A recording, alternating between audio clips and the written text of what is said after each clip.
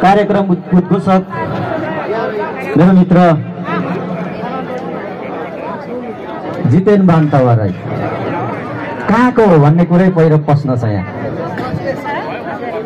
जितेन बान्तावा चाहिँ पास्टर ओएम याङ बरफ 3 को व्यक्ति हो। मेरो पुर्ख्यौली चाहिँ जरिङ्गे फालेलुङ र बसाइ सर्दै सर्दै झापा र अहिले काठमाडौँको स्थानीय बासिन्दा। आज म यहाँलाई अनुरोध गर्न चाहन्छु, धरान पछिको सबैभन्दा ठुलो श्रम संस्कृति अहिले काठमाडौँमा चलिरहेको छ। काठमाडौँमा मलाई लाग्थ्यो म एक्लै छु, तर मैले अहिले प्रत्येक शनिबार 500 जनालाई श्रमदानमा आउन आह्वान गरिरहेको छु र 500 जनाले नियमित श्रमदान गरिरहेका छौं। धरानका नगर प्रमुख श्रम संस्कृति पार्टीका अध्यक्षज्यूले सारा नेपालीलाई जगाउने काम गर्यो। जितेन बान्तवाले पनि त्यही पथलाई पछ्याएर काठमाडौँबाट 1 बाट 500 जना बनायो। अब तपाईले 1 बाट 10 जना जोडेर देखाउनुहोस्। अब देशले भाषण होइन परिवर्तन खोजेको छ, यो तपाईले नबिर्सिनुहोस्। म पास्टर ताप्लेजुङ र फेदेनबाट अनुरोध गर्न चाहन्छु, तपाईले 1 जनाबाट मात्र 10 जना जोडेर देखाउनुहोस्। त्यो 10 जनाले मात्र फेरि 10 जना जोड्नुहोस्। सिंहको देश यो माटो र यो ढुङ्गा बोक्न तयार हुनेछ। हाम्रो श्रम संस्कृति पार्टीका अध्यक्षज्यूले पटक पटक भनिराख्नु भएको छ, अब विदेशीको ऋणले यो देश बन्दैन। अनुहार हेर्दा जो देख्छ उही हो यो देशको श्रमदाता, यो देश बनाउने व्यक्ति। हामी यो भाषणमा विश्वास गर्दैनौं, काम गर्छौं। नेतृत्व गर्ने व्यक्तिले सबैभन्दा धेरै काम गरेको हुनुपर्छ भन्ने पनि यहाँलाई मैले जानकारी गराएको छु। काठमाडौँमा मेरो श्रमदानले हेरिराख्नु भएको होला, अप्ठ्यारो ठाउँमा मलाई बोलाउनुहोस् भन्छु म। त्यो नेतृत्वकर्ता। नेतृत्वले चाहिँ तपाईको चेयरमा बसेर उपर खुट्टी लगाएर यो होइन। नेतृत्व गर्ने व्यक्ति अगाडि छ छैन, बेलचा बोकेर ढुङ्गा बोक्नको लागि तयार छ छैन, यो हो श्रम संस्कृति पार्टीको चाहिँ संस्कार। तपाईले सम्पूर्ण पास्टरवासीलाई म यो अनुरोध गर्छु, आउनुहोस् अगाडि। हाम्रो कुनै पद छैन, हामी सबै एउटै हौ, त्यो हो श्रमदाता। तपाईको विभिन्न वडा विभिन्न पालिकाबाट एकजुट भएर अगाडि आउनुहोस्। तपाईँ हामी एक भयो भने यो देश बन्नु धेरै समय लाग्दैन। हामीले यो देशलाई स्विजरल्यान्ड सिङ्गापुर बनाउने होइन, हामीले हाम्रो देशलाई संस्कार अनुसारको देश बनाउनु पर्छ। हामीले हाम्रो नेपाल बनाउने हो। हामीले हाम्रो संस्कृति भाषा सभ्यताको हिसाबले हाम्रो देशलाई बनाउनु पर्छ। त्यो देश हाम्रो सिङ्गापुर र स्विजरल्यान्ड हुन सक्दैन, त्यो देश चाहिँ हाम्रो नेपाल नै हुनुपर्छ।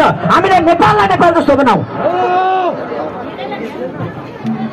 पटक पटक हामीले भनिराखेका छौँ, श्रममा जुट्नु नै हाम्रो शक्ति हो। फेरि जुन जुन बार तपाईहरू श्रमदान गर्न अगाडि आउनुहुन्छ त्यो दिन तपाईहरू एकजुट भएर आउनुहोस्।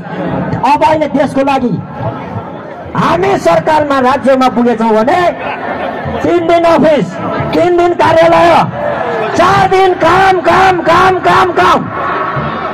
अघि हाम्रो अध्यक्षज्यूले भन्नुभयो, मेचीदेखि महाकालीसम्म हामी लाइन लागेर हाम्रो पर्खालहरू बनाउँछौँ, हाम्रो देशका सिमानाहरू कोर्छौँ, ढुङ्गाका पर्खाल लगाइदिउँ, कहिले नटुट्ने गरी कहिले नफुट्ने गरी।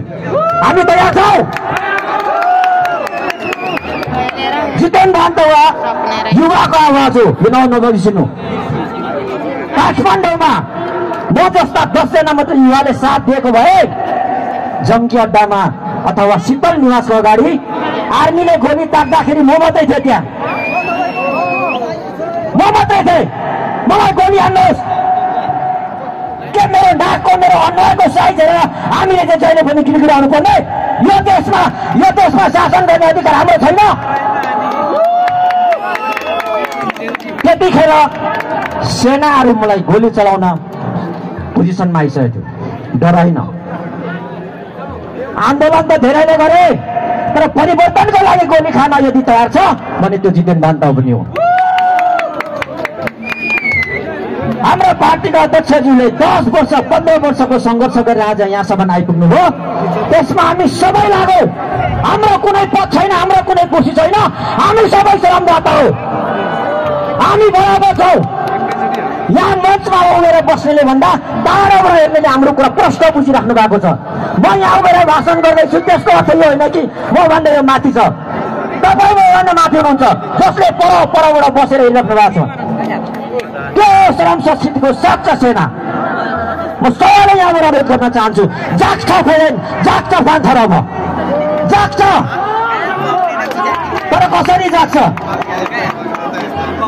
त्यो आत्मविश्वास र बल तपाईँभित्र उत्पन्न हुनु जरुरी छ, तपाईँभित्र जन्मनु जरुरी छ। फेरि फेरि यो देशमा जेनजी जेन वाई जेन जेडको नाममा कसैले पनि बलिदान दिन नपरोस्। हाम्रो अधिकार हामीले लडेर होइन, ढुङ्गा बोकेर माटो बोकेर बनाउन सक्नुपर्छ। अब यो देशको सभ्यता, यो देशको इतिहास र भूगोललाई हामीले ढुङ्गा र माटोले बनाएनौँ भने विदेशको अनुदानले भन्दैन।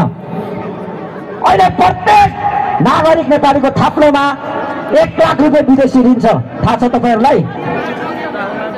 जसको नागरिकता बनिएको छैन उसको थाप्लोमा पनि 1 लाख रुपियाँ विदेशी ऋण छ। बच्चा जन्मिने बित्तिकै उसको थाप्लोमा 1 लाख रुपियाँ ऋण हुन्छ। यहाँ हामी त्यस्तो देशको नागरिक हौँ। हामीसँग के छैन? भूगोल छ, सभ्यता छ, संस्कृति छ, पानी छ, विवेकशील जनता छ भने हामीलाई सच्चा एउटा लिडरको खाँचो त्यो के हो? हर्क साम्पाङ। के पार्टी बन्ने छ? श्रम संस्कृति। हाम्रो त यो पार्टी घोषणा पार्टी बनाउने हाम्रो त एजेन्डा पनि थिएन नि। तर अहिलेको नेपालको संविधान पार्टी नबनाई एक्लै सिङ्गो त्यो घरको मूलमा एउटा खाँबो गाडेको हुन्छ नि, त्यस्तो मात्रै हुँदो रहेछ क्या। पार्टी बनाउनै पर्ने खालको यहाँको विधान छ। त्यही भएर हर्क साम्पाङ अब एक्लै छैन, हर्क पथमा लागेर श्रम गर्ने सबै व्यक्ति यो देशको श्रम सेना हुन्। म तपाईँलाई म आह्वान गर्न चाहन्छु, तपाईँले लगाएको टी सर्ट यही हो तपाईँको पहिचान। हाम्रो झन्डा आउने छैन, हाम्रो पार्टीको झन्डा आउने छैन। हामी मुर्दाबादको नारा लाउने छैनौँ। हामी नारा लाउनेछौँ त हामी हौ श्रमदाता, हामी हौ श्रम सेना, यो देश निर्माण गर्ने व्यक्ति। हाम्रो कसैलाई मुर्दाबाद, कसैलाई जिन्दाबाद, कसैलाई फलानुबाद भन्ने खालको नारा हुँदैन। हाम्रो मात्र जय श्रम संस्कृतिवाद हुन्छ, जय माटो हुन्छ। र तपाईँलाई अवगत गराउन चाहन्छु, श्रम संस्कृति पार्टी आधिकारिक रूपमा निर्वाचन आयोगमा दर्ता भइसकेको छ। अब कमर कसो? एक व्यक्तिले हिम्मत राख्नु पनि मैले भने 1बाट 10 जोडोस् त। के एक व्यक्तिले 10 जोड्ने, 10बाट 10 जोड्दै महाकालीदेखि तपाईँको